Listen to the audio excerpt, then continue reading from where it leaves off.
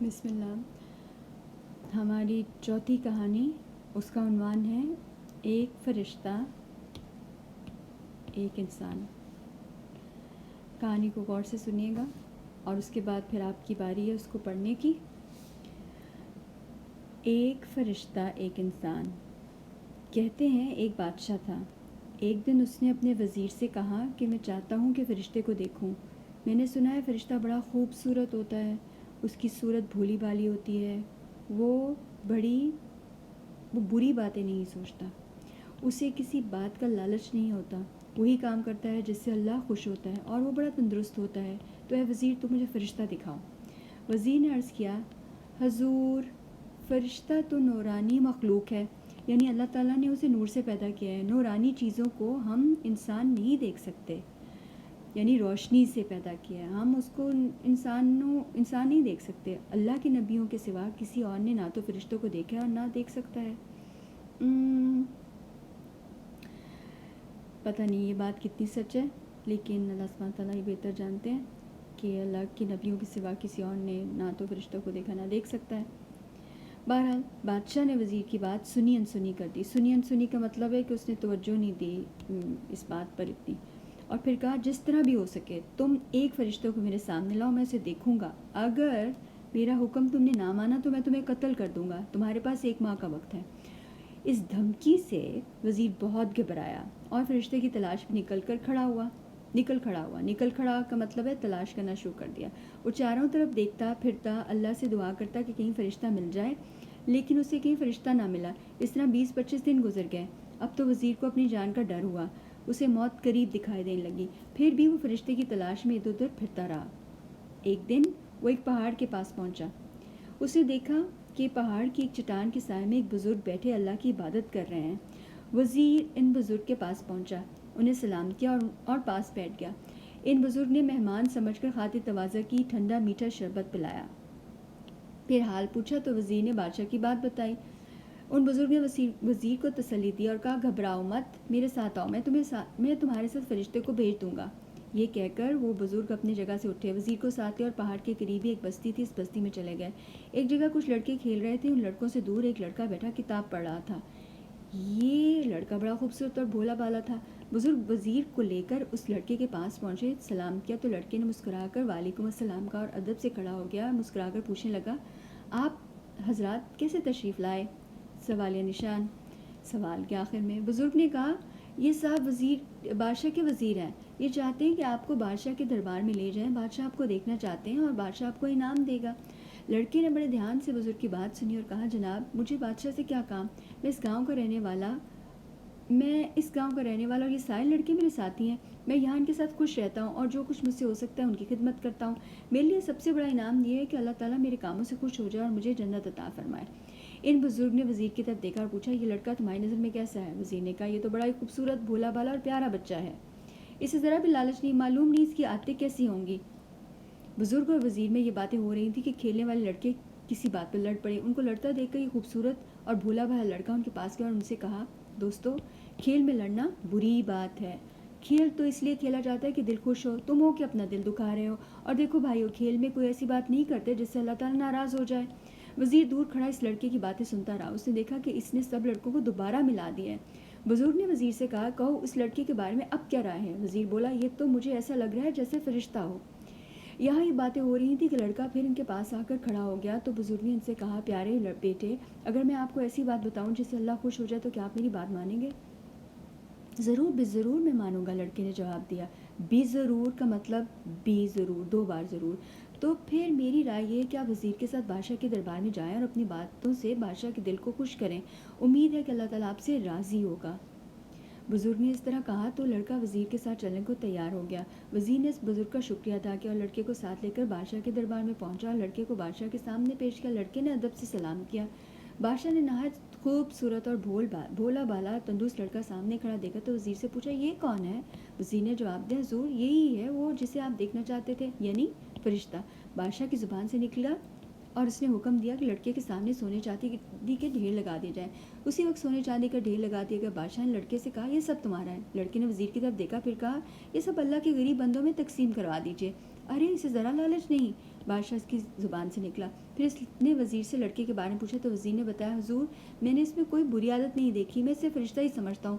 बादशाह के दरबार में जितने लोग थे उन्होंने भी यही कहा कि ये फ़रिश्ता ही है। बादशाह ने कहा हाँ बेशक ये फ़रिश्ता ही है।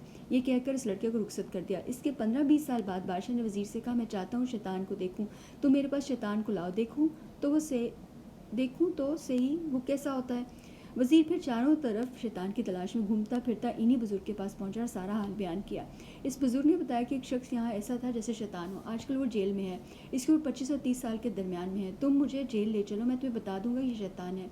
वज़ीर इन बुज़ुर्ग को लेकर जेल के दरवाजे पर पहुंचा और जेल के दरोगा, जेल के बाहर जो गेट कीपर होता है उसे दरोगा कहते हैं, दरोगा से कहा कि सारे कैदी इन बुज़ुर्ग को दिखाओ। सारे कैदी हाजिर किए गए तो बुज़ुर्ग ने एक कैदी की तरफ इशारा किया और ये किया कि ये है वो शैतान जिसकी तलाश में, इसे ले जाओ और बादशाह के सामने पेश कर दो, और कोतवाल को भी दरबार में ले जाओ। कोतवाल कहते हैं जो हेड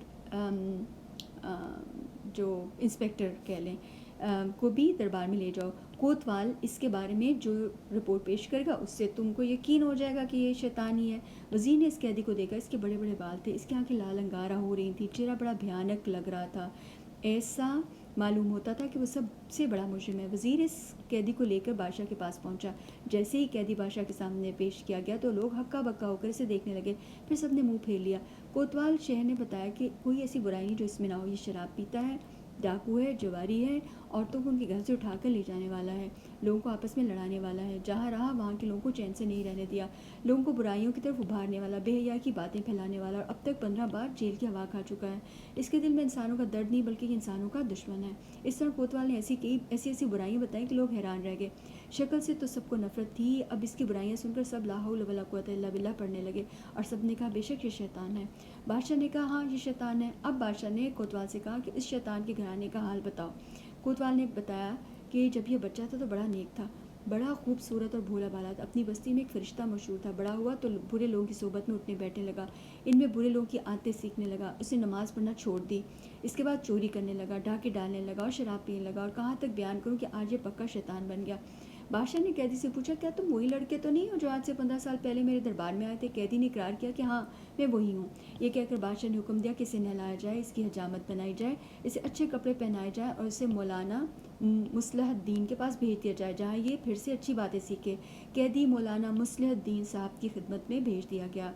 कोई नेक आदमी होंगे। कहते हैं कि वो कैदी वैसा ही फिर नेक बन गया जैसे बचपन में था, और ये लोग ये समझ गए कि इंसान जैसी सोबत में रहता है वैसा ही बन जाता है। अल्लाह ताला हमें और सबको बुरी सोबत से बचाए। कैसी लगी आपको कहानी? अब आपकी बारी है पढ़ने की, लेकिन इससे पहले हम जल्दी से अनासिर करेंगे। इसके अनासिर क्या हैं? एक फ़रिश्ता और एक इंसान में किरदार तो आपको पता है कि मेन किरदार कौन था? बादशाह। किरदार बादशाह, वज़ीर, बुज़ुर्ग, ठीक है। और उसके बाद माहौल में बादशाह का महल, बस्ती और जेल, ये सब जहाँ पर जिस जगह पर कहानी बनी। और उसके बाद फिर तीसरा आंसर क्या है? मसला और एक हल। मसला और हल। मसला क्या था? मसला ये था कि वो नेक बच्चा जो था वो बुरा बन गया, और हल क्या हुआ कि बादशाह ने उसको फिर से अच्छे लोगों में बैठने के लिए माहौल प्रोवाइड कर दिया, माहौल मुहैया कर दिया। चौथी बात हमने सबक क्या हासिल किया कि हमें अच्छे दोस्त बनाने चाहिए। हमारे अंदर जो अच्छी आते हैं वो कभी भी बुरी भी बन सकती हैं, तो हमें डरते भी रहना चाहिए, और हमें किसी को बुरा नहीं समझना चाहिए, हमें लोगों को बुरा नहीं समझना चाहिए, हमें बुराई को बुरा समझना चाहिए, बुराई से नफ़रत करनी चाहिए, लोगों से नफ़रत नहीं करनी चाहिए। और आखिर में हमने इसका उन्वान क्या देखा? उन्वान है इसका एक फ़रिश्ता एक इंसान। सेम ही वही एक इंसान था, राइट। तो अब आपकी बारी है, अब आप पढ़ेंगे। और जैसे मैंने पहले कहा था, अगर ये जल्दी लगे तो आप इसको वीडियो को पॉज करें और फिर मुकम्मल पेज पढ़ के तो अगले सफ़े पर चले जाइएगा।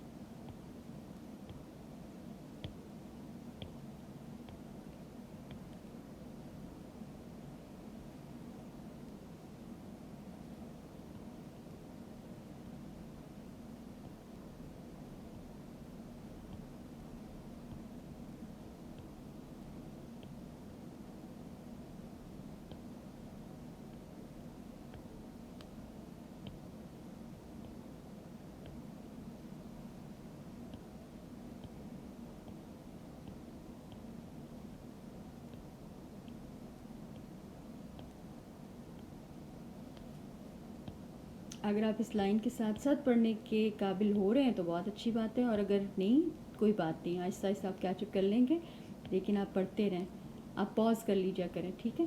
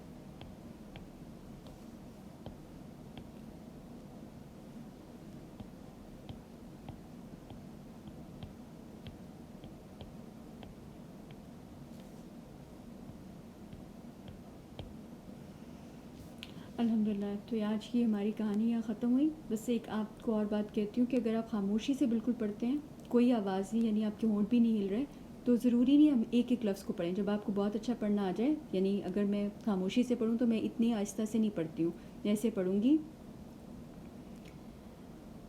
کہتے ہیں کہ وہ قیدی ویسا ہی پھر نیک بن گیا جیسا بچپن تھا، اور لوگ یہ سمجھ رہے تھے کہ انسان جیسی صحبت میں رہتا ہے ویسے بن جاتا ہے۔ اللہ تعالیٰ ہمیں اور سب کو بری صحبت سے بچائے۔ تو میرے ذہن میں مجھے پتہ چل رہا ہوتا ہے کہ میں کیا پڑھ رہی ہوں، رائٹ؟ تو اکیلا اکیلا ایک ایک لفظ ٹھیک کر کے پڑھنا ضروری نہیں ہوتا، سمجھ کے لیے ہم اپنے لیے پڑھتے ہیں، ٹھیک ہے؟ تو اس کے لیے ایک ایک لفظ کو ٹھیک پڑھنا ضروری نہیں ہے، لیکن اگر آپ ابھی پڑھنا سیکھ رہے ہیں، یعنی آپ کو اگر یہ کچھ پڑھنا نہیں آ رہا تو آپ آرام آرام سے بھی پڑھ سکتے ہیں شروع میں، اور اگر خاموشی سے انجوائے کر کے پڑھیں تو پھر آواز نہ آئے، اور پھر ایک ایک لفظ کو نہیں، آپ جلدی سے بھی پڑھ سکتے ہیں۔ کہتے ہیں کہ ایک بادشاہ تھا، اس نے اپنے وزیر سے کہنا چاہتا ہوں کہ رشتے کو، تو پھر ایسی آواز بھی نہ آئے، بس بالکل سائلنس، خاموشی۔ اللہ سے دعا ہے کہ ہمارے اس پڑھنے کو، ہمارے اس علم کے ذریعے کو اللہ سبحانہ تعالیٰ نافع علم بنا دے، آمین۔